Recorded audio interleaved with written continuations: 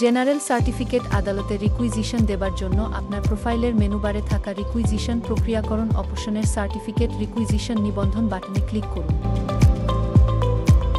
রিকুইজিশনে মামলার প্রাথমিক তথ্যাদি পূরণ করুন এবং সংশ্লিষ্ট আদালত নির্বাচন করুন। এবার সামনে অগ্রসরের জন্য আপনাকে অ্যাড ভ্যালোরাম ফি এবং কোর্ট ফি প্রদান করতে হবে। অ্যাড ভ্যালোরাম ফি বাটনে ক্লিক করে অ্যাড ভ্যালোরাম ফির তালিকাটি চাইলে দেখে নিতে পারবেন। কোর্ট ফি প্রদানের জন্য এক পে লেখা ওয়ালেট অপশনটিতে ক্লিক করুন। এক পে পেমেন্ট গেটওয়ে সিলেক্ট করে আপনার পাসওয়ার্ড প্রদান করে কোর্ট ফি ট্রানজ্যাকশন সম্পন্ন করুন। অভিযোগের সাথে সম্পর্কিত কোনো নথি যুক্ত করতে চাইলে সংযুক্তি বাটনে ক্লিক করে স্ক্যান কপি অ্যাড করতে পারবেন।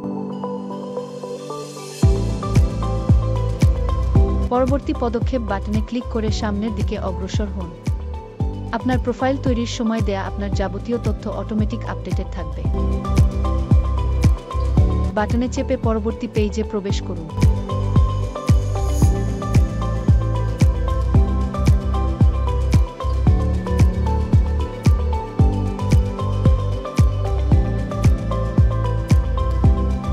আপনি চাইলে একাধিক দ্বিতীয় পক্ষ যোগ করতে পারেন।